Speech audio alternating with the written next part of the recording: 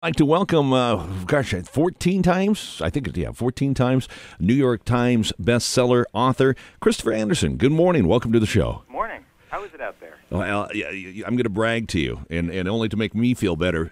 We are nice, cool, overcast, air-conditioned, and about 54 degrees with some fog. I'm originally from the Bay Area, so I can feel it now. Oh, okay. Yeah. Well, then you would know exactly what it's like. Yeah, it's exactly San Francisco type weather. So Great.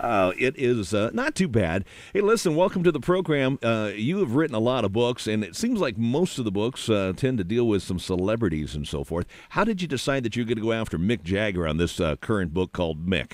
Well, the Rolling Stones celebrate their 50th anniversary tomorrow. So it was a no-brainer for me. I've been following Mick since 1969. I covered the Altamont Rock Festival for Time magazine. Then it was a famous free concert that they gave that erupted into violence and kind of cast a cloud over the Stones for years. But I remember standing there and thinking, boy, this is something I will never forget. And in the 43 years since, I followed Mick's career while I was writing other books as well. But it's been one fascinating journey for him. And today, I mean, he's turning 69 in 2 weeks, and he is more relevant than he's ever been. And this is a guy who said when he was young, I'd rather die than be 45 and still singing Satisfaction. Well, he's doing it and still going strong. Yeah, and doing it quite well. I've had the pleasure of catching the Stones a couple of times myself, and recently. Well, let me ask you about that. 69, and yet here is a guy, Mick Jagger, who for years, and probably a lot longer than we realized, your book reveals it, still doing a lot of substance abuse.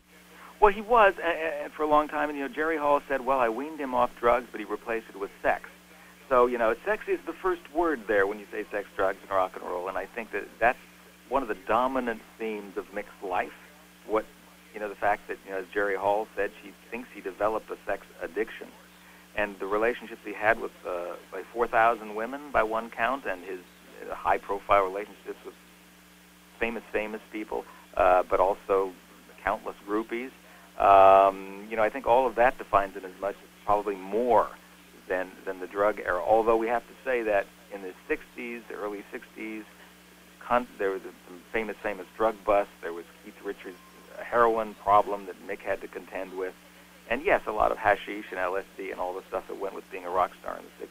Well, your book does dive into the abuse. It dives into the sexual exploits. And just looking at some of the names that pop up in here, Farrah Fawcett, Angelina Jolie, Madonna and things like that. You'll talk all about that. You also mentioned in here there was some things going on with some first ladies of France and making the French president a little bit jealous. Well, Carla Bruni was a beautiful model back in 1990, gorgeous 23-year-old model, who was having a long relationship with Eric Clapton, and Mick Jagger spotted her at a party, and Eric said, oh, my God, don't take her from me, Mick. You'll break my heart. And, of course, Mick did exactly that.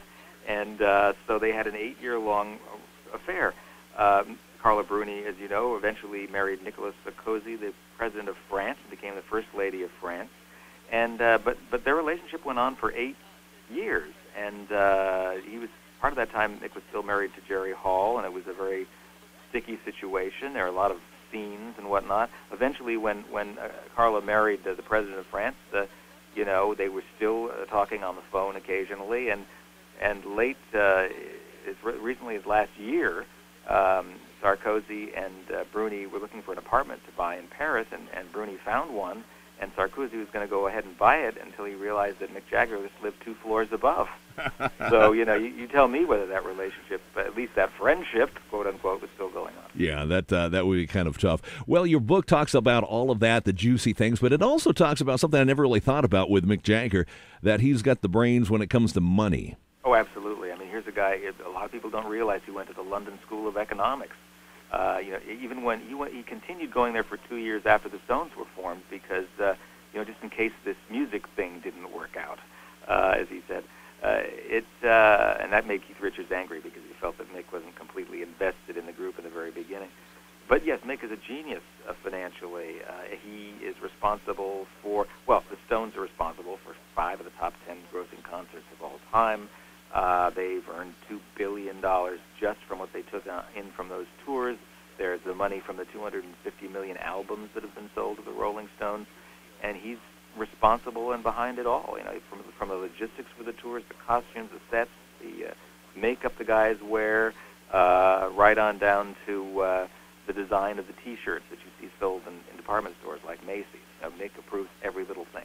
All right. Well, it's unbelievable, just the career and, of course, the life of Mick Jagger. There's more in there that we are running out of time to be able to talk about that I'd like to, but just pick up the book. It's the threats on his life, including a contract on Mick's life by the Hells Angels. I don't have time to talk with you about it, but I'm going to dig into the book and find it. Thank you for being on the program this morning, Christopher. Thank you. It was great fun. And by the way, his connections to the royal family are also fascinating. He is Sir Mick, after all. That's true. Well, we could go on talking more about this. It's in the book. I'm going to dive into it and get it all. Thanks for joining us here on the program. I look forward to your next work, all right? Thank you. Enjoy it. Thank you. Bye-bye.